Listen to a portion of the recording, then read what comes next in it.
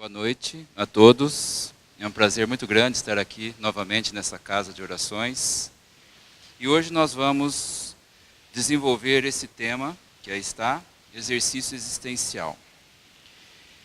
Esse tema ele tem o objetivo de nos levar a uma reflexão profunda das questões espíritas colocadas na prática do dia a dia.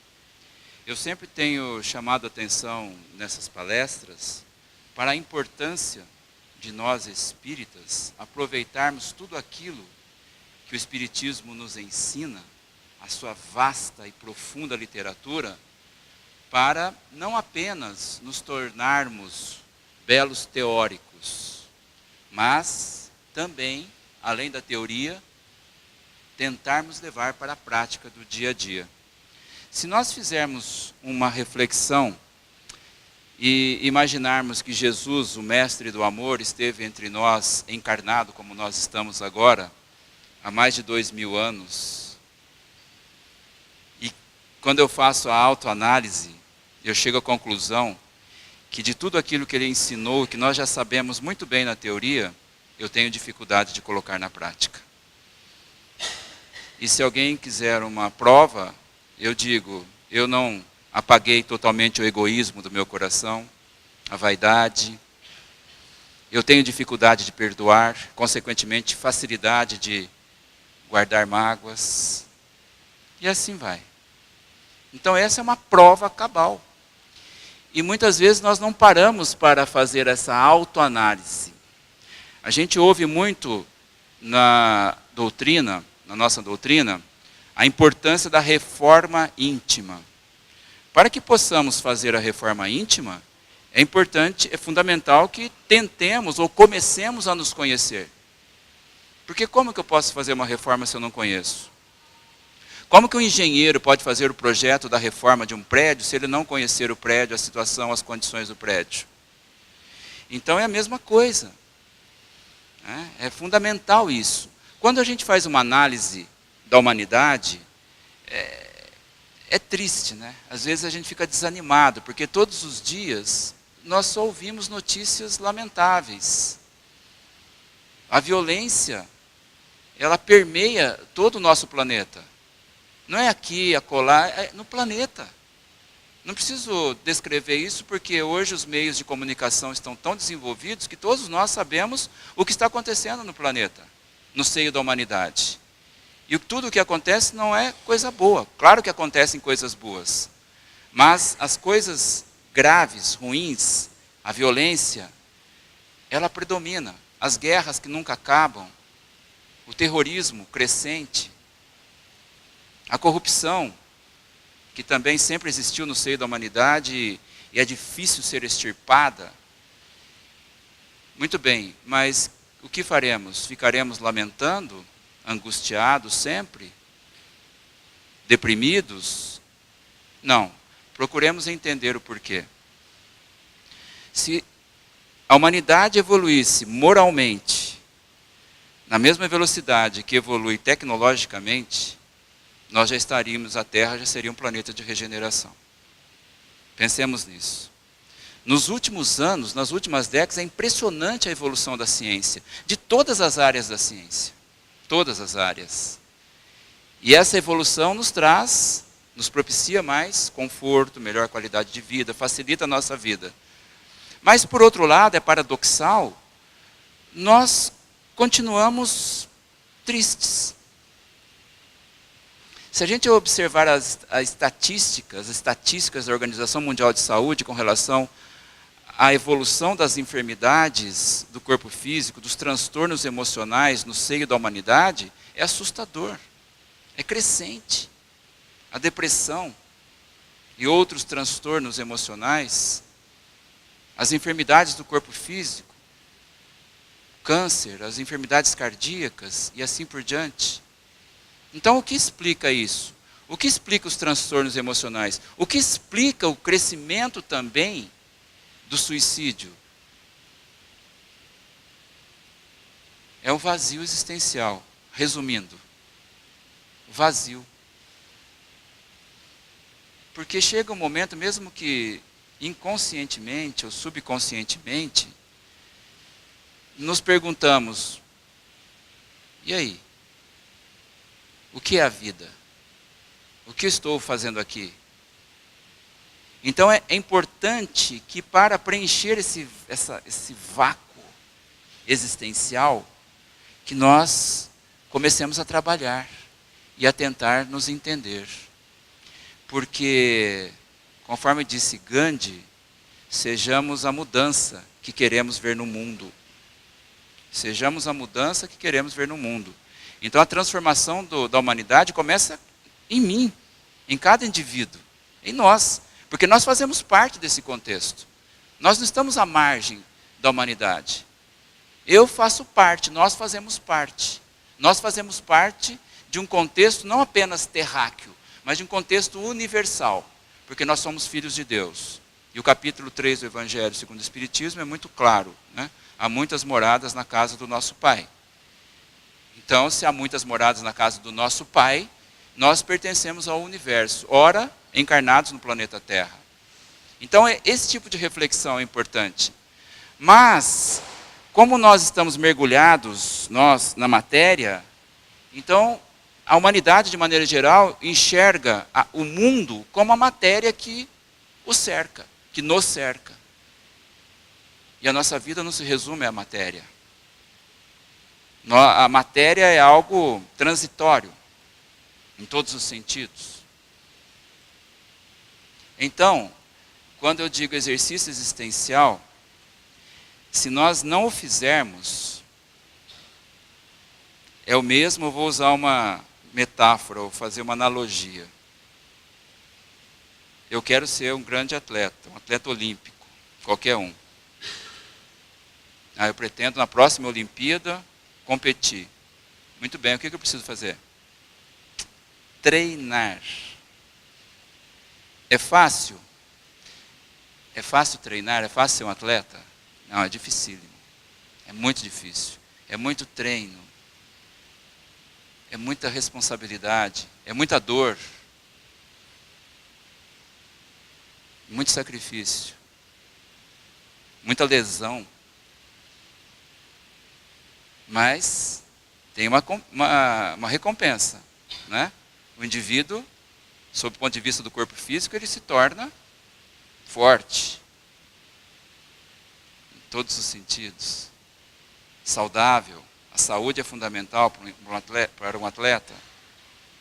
O mesmo acontece com a mente. O que nós queremos? Crescer espiritualmente, evoluir espiritualmente, galgar os degraus da escala da evolução espiritual. Para isso eu preciso exercitar, treinar a mente, através de um processo contínuo de reflexão a respeito da vida. Não que devamos nos despreocupar com o nosso entorno, absolutamente não. Porque o nosso entorno, as nossas obrigações, as nossas profissões, a convivência familiar, a convivência com o próximo, seja ele quem for, são instrumentos pedagógicos do crescimento espiritual. É isso que nós temos que entender e nós não aproveitamos dessa forma. O quanto eu exercito a paciência, por exemplo, com um familiar de difícil convivência? Eu tenho que me perguntar. Edson, não adianta você ficar reclamando. Não adianta você ficar brigando com ele. Por que você não muda a concepção dessa relação humana e comece a tentar compreender esse seu familiar de difícil convivência? A ter mais paciência, a entender por que ele se comporta dessa maneira, a tolerar mais, a abraçar quando um conflito ameaça surgir, ao invés de elevarmos a voz e entrarmos num processo de discussão totalmente inócuo, que não leva a lugar nenhum, Por que a gente não se abraça? Dá um abraço. É fácil? Não é, é difícil, mas quando nós exercitamos a mente, vai chegar um momento que a gente vai conseguir fazer isso. Que a gente vai enxergar a vida sob outro prisma.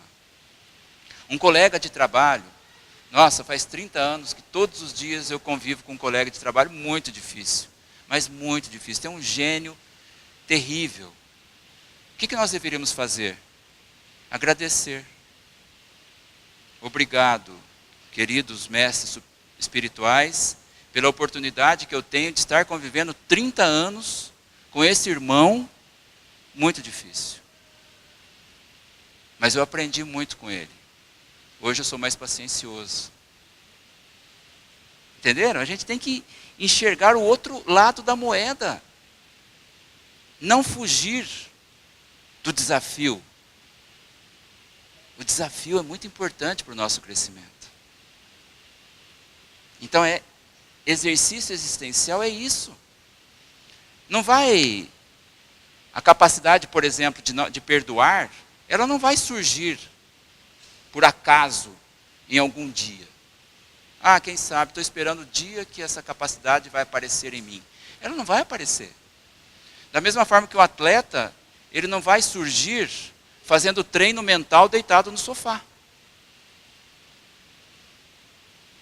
Tem que suar. É isso. Então, até eu tenho uma palestra com esse título, Aceitação. O exercício da aceitação é essencial para o nosso crescimento espiritual. Nós temos muita dificuldade em aceitar o que quer que seja. Até as condições climáticas, por exemplo. Daqui a pouco a gente vai estar reclamando. Nossa, que calor que está hoje, né? Algumas semanas atrás, pelo menos em Botucatu, chegou quase próximo de 0, 5 graus. Nossa, que frio terrível. E essa chuva que não para? E essa seca? E esse vento? Coisas simples, nós precisamos observar coisas simples. Se eu começar a exercitar a aceitação a partir das coisas simples, gradativamente, quando as coisas foram se tornando mais complexas, a gente vai crescendo, vai subindo, vai se transformando. Veja, vou dar um exemplo agora que está aqui. Isso aqui é um conjunto de 15 questões, lógico, eu vou falar umas 2, 3 só. Isso já é experiência de palestras que eu já fiz em outros centros. Isso aqui é um curso que eu ministro lá em Botucatu, né, sobre exercício existencial. Então eu estou aproveitando para fazer palestra sobre ele. São perguntas que nós devemos fazer para nós mesmos. A primeira é essencial. É uma pergunta que os senhores e senhoras verão. Nossa, que pergunta fácil, simples a elaboração dela. Mas e a resposta? Me digam se a resposta a essa pergunta é simples. Quem é você? Se vocês me perguntarem, quem é você? E eu disser, eu sou Edson. Vocês dirão, não é isso que eu perguntei. Um pouco mais profundo. Ah, desculpa, eu sou Edson Ramos de Siqueira. E vocês dirão, não é isso que eu quero saber. Quem é você? Se nós fizermos uma enquete no seio da humanidade, quem vai nos responder na hora corretamente? Poucos. Quando nos perguntarem quem é você, é claro que não vão perguntar dessa forma. O certo seria a resposta, qual que seria a resposta correta? Eu sou um espírito. Eu não sou corpo físico. É básico. Isso é básico no espiritismo, né? Nós sabemos como que se compõe o ser. O espírito, perispírito, de forma bem simples. Espírito, perispírito, corpo físico. Não é? E quem sou eu? Quem somos nós? Nós somos o espírito, o perispírito ou o corpo físico? Nós somos espírito. Aí vocês dirão, é óbvio. Assim, é óbvio, só que nós na prática não agimos assim. Porque eu mesmo chego Vou fazer uma pergunta, vocês dirão se está certo ou errado. Para o senhor Ricardo, com toda a experiência que o senhor tem do Espiritismo, me diga, para onde vai o meu espírito quando eu morrer? Eu formulei a questão de forma correta? Não. Para onde vai o meu espírito? E quem sou eu então? Eu sou o espírito. Eu sou o espírito. Então a pergunta correta seria: o que acontecerá com o meu corpo físico quando eu desencarnar? Ou quando o meu corpo físico morrer, para onde eu irei? Preste atenção na mudança de concepção de vida quando nós exercitamos essa colocação que eu acabei de fazer. A nossa visão de vida torna-se totalmente diferente. Eu vou dar uma prova disso. Qual que é o nosso grande pavor? Nosso não, da humanidade. Tudo que eu disser aqui, eu estou me referindo ao ser humano de maneira geral. Não a nós espíritas, a todo mundo. Qual que é o grande pavor do ser humano? Ele não gosta de falar desse assunto. A morte. Se nos conhecêssemos, se soubéssemos responder essa questão, nós não teríamos medo da morte. Porque nós não morremos, ou nós não acreditamos nisso ainda. Nós somos eternos ou não? O que significa a eternidade do Espírito? Vocês estão percebendo? A teoria, eu sei. Eu respondo a teoria. Aí o Espírito, como é que é? O Espírito é eterno. Então por que você tem medo da morte? O que é a morte? Você não, nós todos. O que é a morte?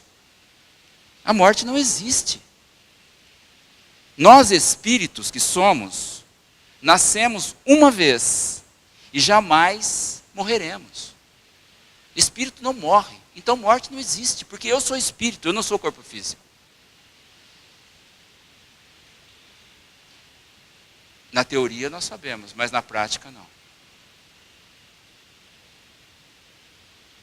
Tudo isso que eu estou colocando é para uma reflexão posterior. Nós devemos continuar refletindo depois, todos os dias, sempre.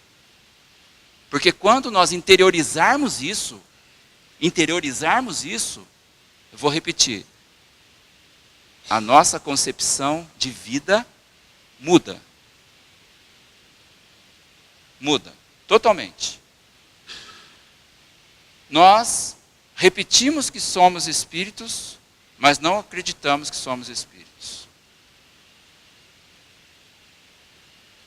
Eu até brinco assim, um exercício que a gente poderia fazer, né? É didático isso. Essa colocação que eu vou fazer é uma colocação didática. Então eu olho no espelho, isso aqui é um espelho. Espelho. E digo-me. Essa imagem que eu estou enxergando no espelho não sou eu. Essa imagem é do meu corpo físico. Do meu corpo físico. É diferente ou não é? Então, o que representa o corpo físico? Nós precisamos aprofundar nisso, entender o que é o corpo físico. O corpo físico, eu vou colocar sob uma outra ótica. É um instrumento pedagógico.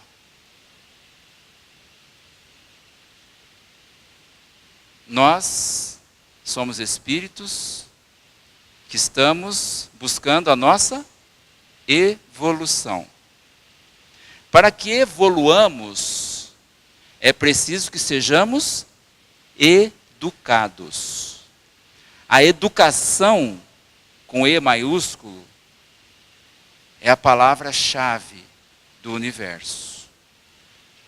Chave. E educação se confunde com uma outra palavra-chave, que é amor. O próprio Johann Heinrich Pestalozzi, o grande educador suíço, com o qual Allan Kardec conviveu por 8 anos, e aprimorou o conhecimento que ele, Kardec, já trazia de outras encarnações. O conhecimento do pedagogo, do educador na acepção da palavra. Um admirador de Comênios, de Jean-Jacques Rousseau, e lógico, de Pestalozzi, seu grande mestre presencial. Pestalozzi, ele trata na sua obra daquilo que se chama amor pedagógico. Ou seja, o educador, para que ele contribua com a transformação do educando, ele deve amá-lo.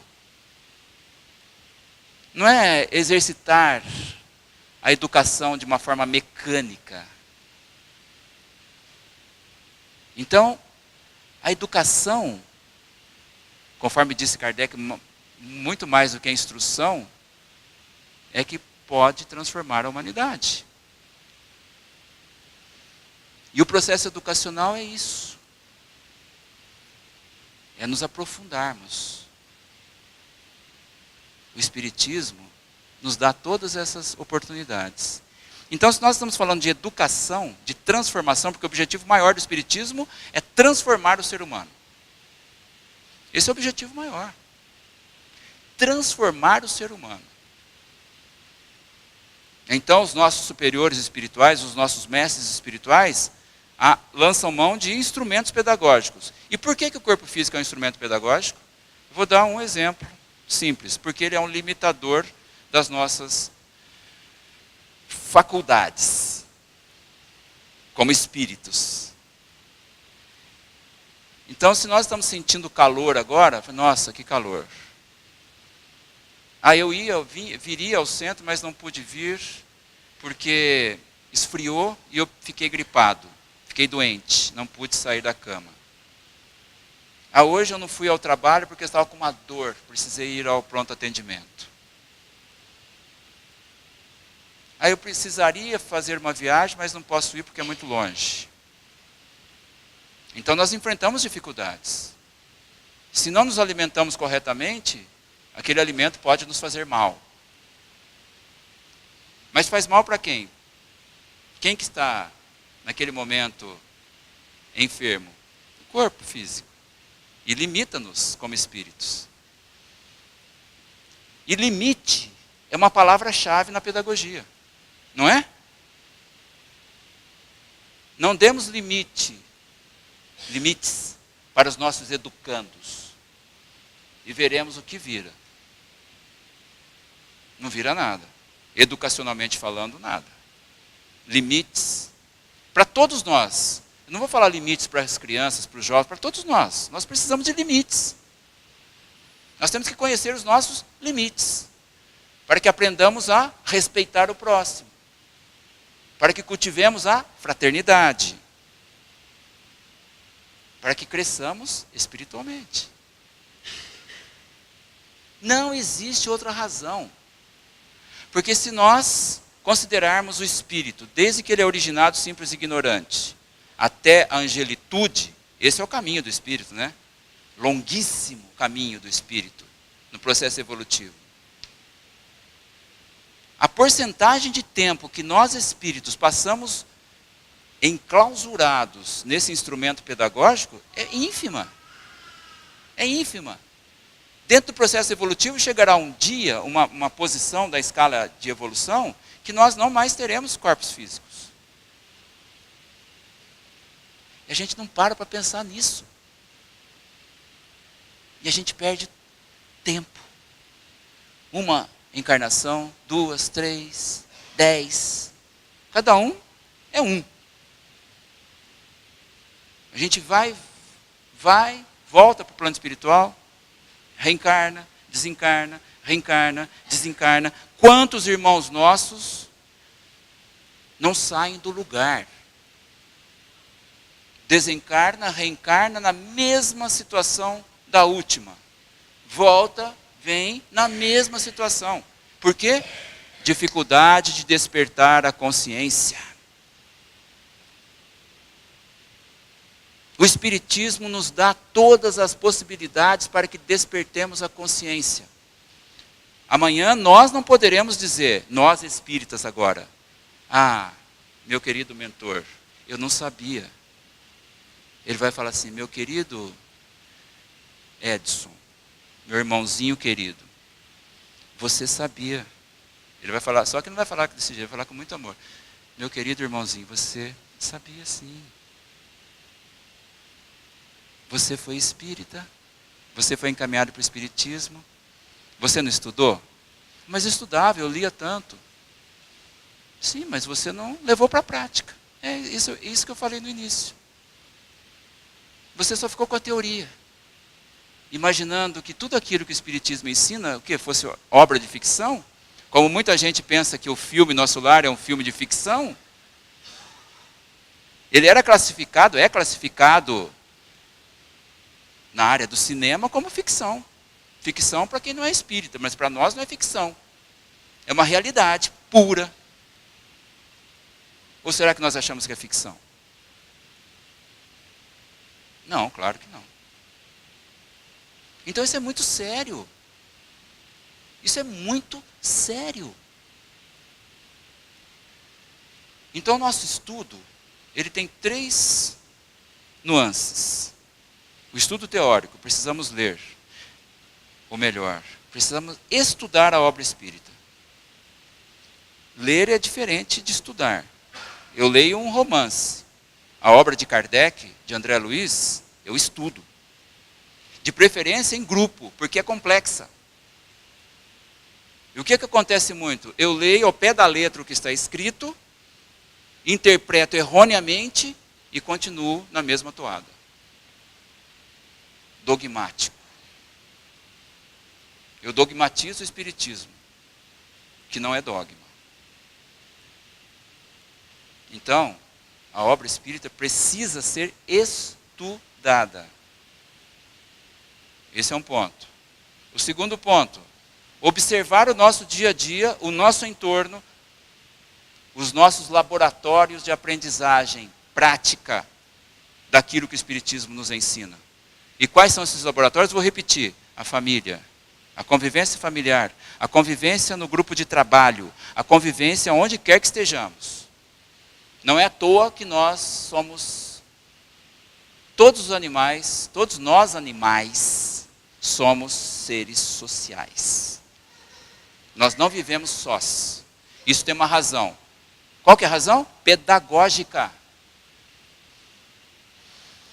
Muitas vezes a gente tem vontade de dizer, eu gostaria de viver numa ilha, no meio do oceano, sozinho. Tanto problema que nos cerca, não é? Mas o que adiantaria? A gente evoluiria numa situação dessa? Não.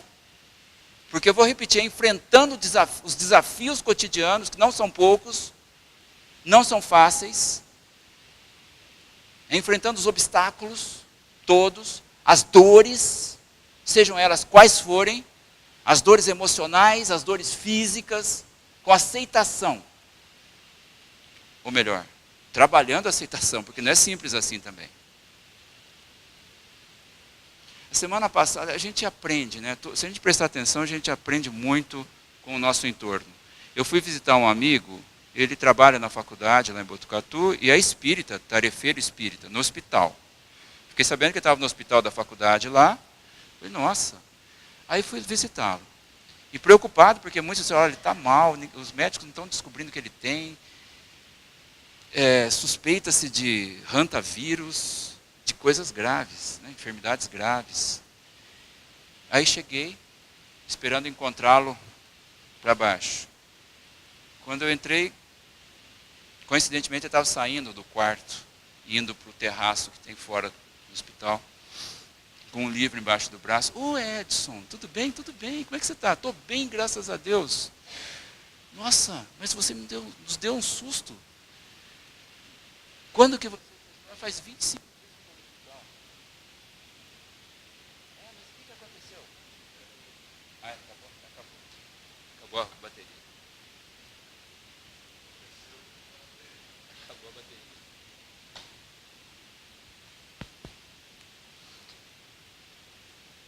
E o que aconteceu com você?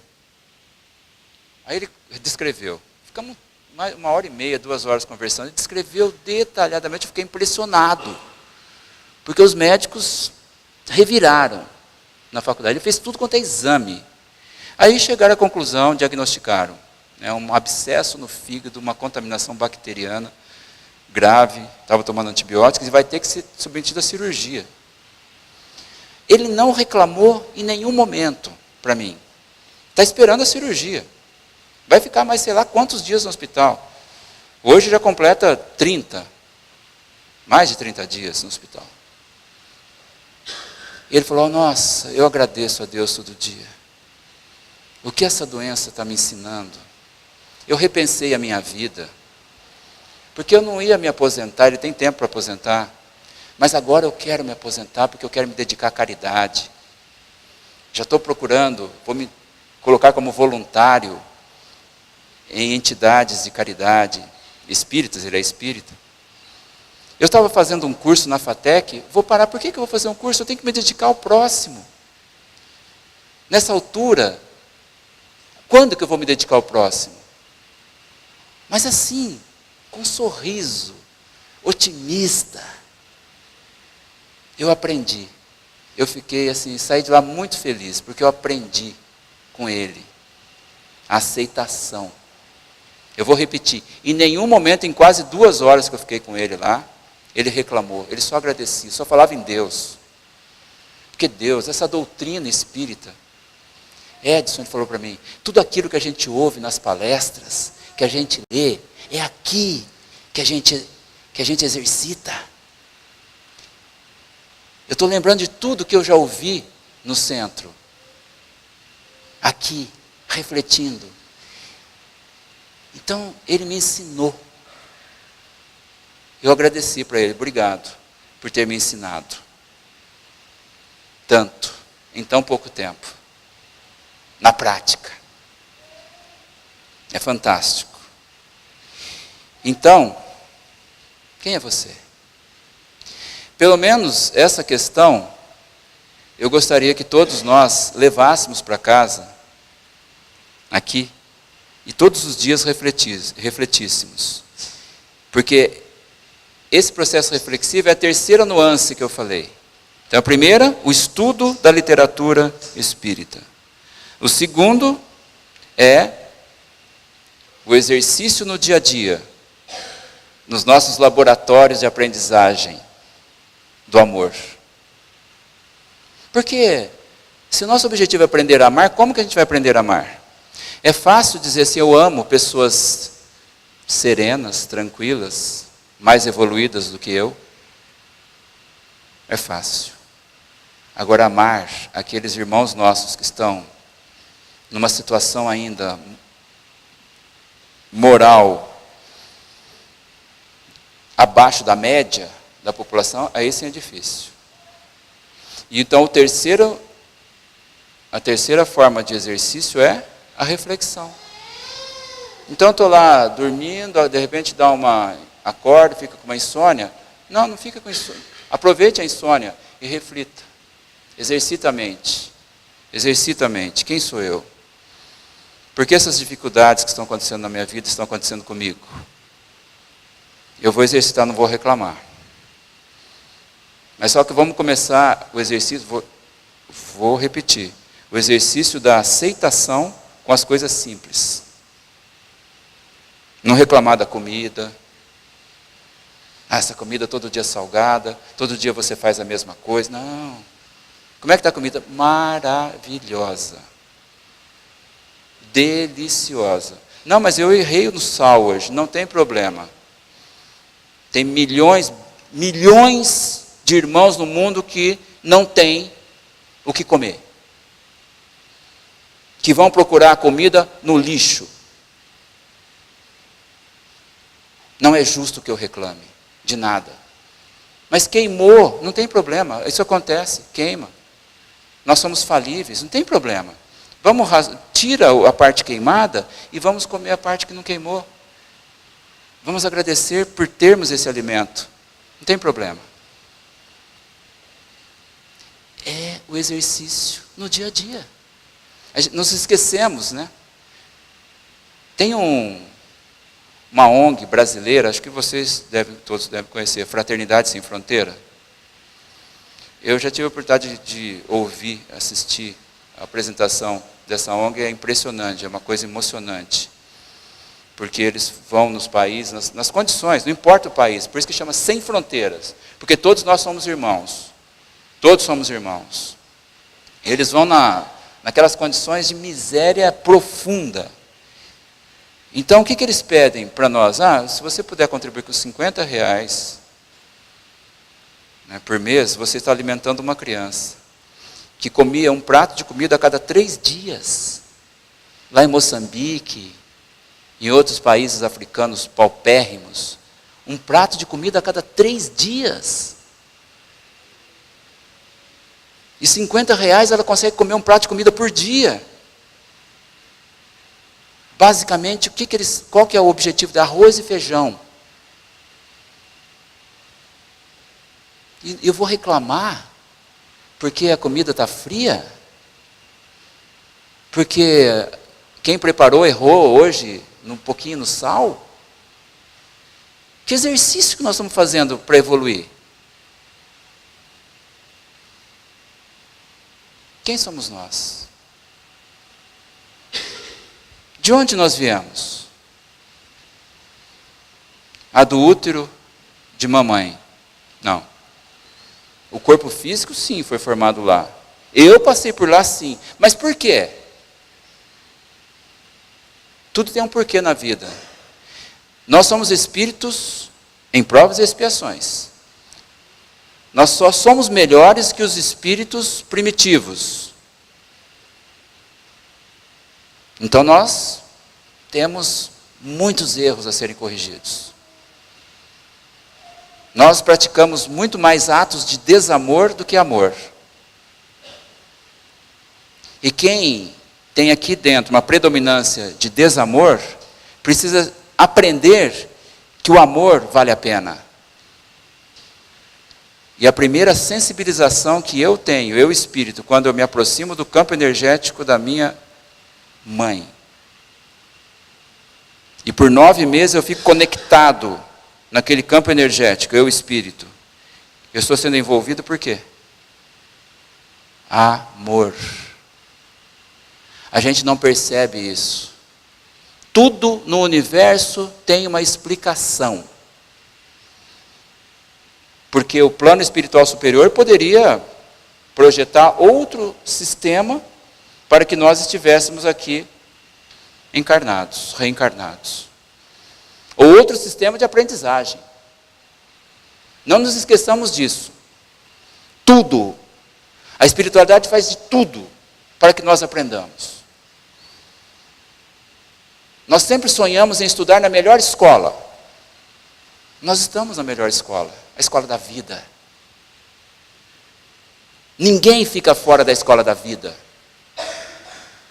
Das nossas escolas convencionais, sim, muitos irmãos nossos não têm acesso às escolas convencionais. Mas a principal escola todos têm, que é a escola da vida. Porque cá estamos, reencarnados mais uma vez. Agradeçamos todos os dias isso. Então começa assim, o curso. Reencarnados. Primeira coisa, sensibiliza esse espírito. Para ver se ele acorda. Com o quê? Com amor. O amor materno. Aí vocês diriam, mas tem mães que não amam. Mas isso é problema de cada um. Isso faz parte do processo de evolução. Tudo é perfeito. Tudo que provém da espiritualidade superior não tem erro, não tem equívoco. Eles corrigem aquilo que está errado. Mas nós temos o livre-arbítrio. Então faz parte. A escola convencional, ela dá todas as condições para que os alunos tenham o melhor aproveitamento. Mas o professor não faz a prova pelo aluno, não estuda pelo aluno. Vocês entenderam o que eu quero dizer? Então os nossos superiores dão todas as condições para que aprendamos. Mas eles não vão fazer por nós. Não vai acontecer milagre nenhum. Não adianta eu pedir para Deus tirar o egoísmo do meu coração. Tirar a mágoa do meu coração. Tirar a vaidade do meu coração. Não vai tirar, porque nós temos livre-arbítrio. Esse termo é muito importante. E nós interpretamos muitas vezes erroneamente, porque nós somos comodistas. Estou esperando o milagre. Ou quando a terra passar para a regeneração, eu vou entrar de gaiato no navio, como se fala. Estarei na regeneração. Não.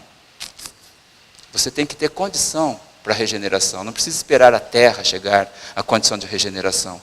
Quando cada um estiver na condição de regeneração, reencarna no planeta de regeneração. Há muitas moradas na casa do Pai.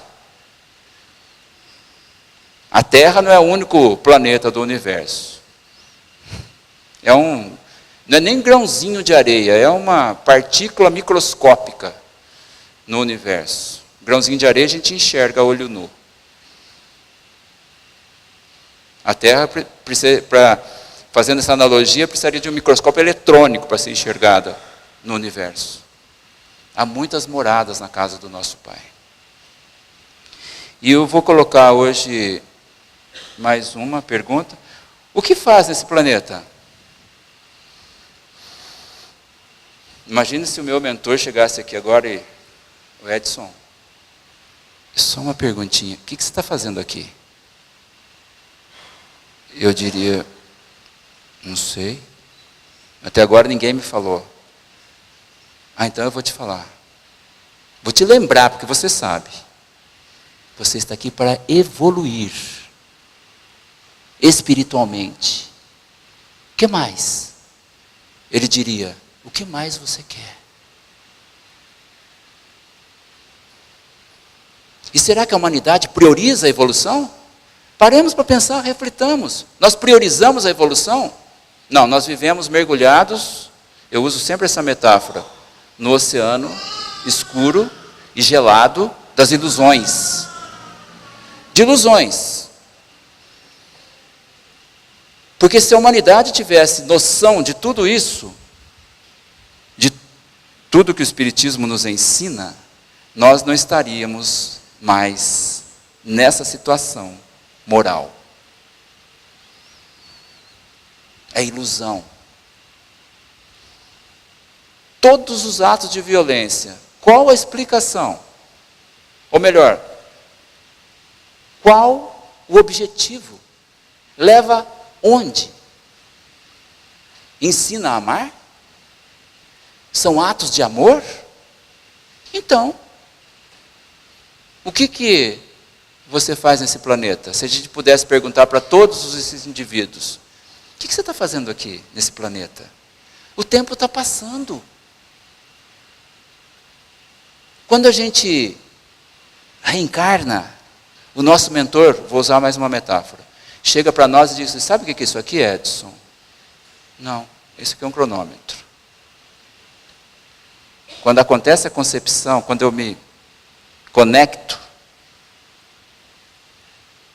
ao ovo, ele diz assim, foi dada a largada para mais uma oportunidade de evolução. Para mais um estágio na escola Terra.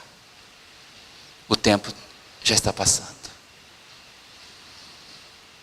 E eu vou encerrar com relação a isso, com mais uma reflexão. Nos preocupamos muito com o corpo físico naquilo que nós não deveríamos nos preocupar. Nos preocupamos com a nossa idade. Nossa, eu estou ficando velho. Não quero nem falar, não me pergunta a minha idade que eu não vou dizer. Eu falei, não, como assim?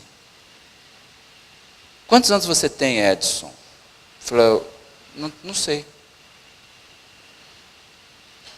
Entendo o que eu vou falar. Como não sabe? Mas eu sei. Eu vi lá na sua certidão de nascimento, você tem 61 anos. Não. Esses 61 anos já não tenho mais.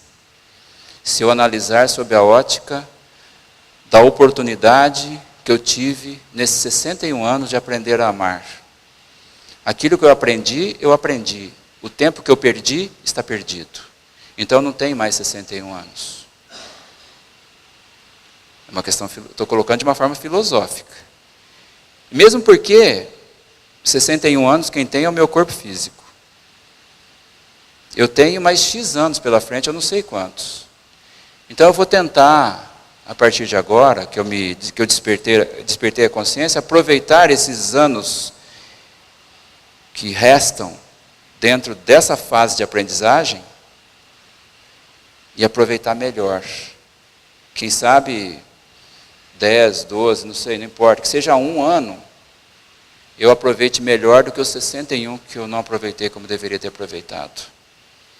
Então esse conceito de idade é um conceito totalmente também inócuo, não muda nada. O que me cabe é cuidar do corpo físico, isso sim, porque isso aqui é um instrumento pedagógico que eu preciso, do qual eu preciso, para a minha missão de aprendizagem do amor aqui encarnado no planeta Terra. E conforme o André Luiz muito bem nos ensinou em nosso lar, nós somos, a maior parte da humanidade é o quê? Suicida inconsciente. Não foi à toa que André Luiz, na sua primeira obra psicografada por Chico Xavier, foi Nosso Lar, que ensina tantas coisas, e dentre as tantas coisas que ensina, uma das principais, na minha visão, é o suicídio inconsciente. Então eu deveria, cuidar adequadamente do meu corpo. Simplesmente isso. O quanto ele vai durar, se eu cuidá-lo bem, isso não importa. Importa que eu aproveite o tempo que eu tenho disponível. Cada minuto que eu perca, não volta mais. O cronômetro não para. O ponteiro do relógio não para. O tempo não para. E nós temos que pensar também no tempo sob a ótica espiritual. Porque nós somos espíritos eternos. Pensemos nisso. Espíritos eternos. E quando o nosso corpo morre, a vida continua. A vida não cessa nunca. Tenhamos isso em mente sempre. Reflitamos bastante sobre tudo isso. Bastante. Todos os dias. Não nos esqueçamos disso. E sempre ligados, com muita fé, muita confiança nos nossos superiores espirituais. Todos. Capitaneados pelo Mestre do Amor, Jesus. Que a paz deles esteja sempre em nossos corações, em nossas mentes. Que assim seja.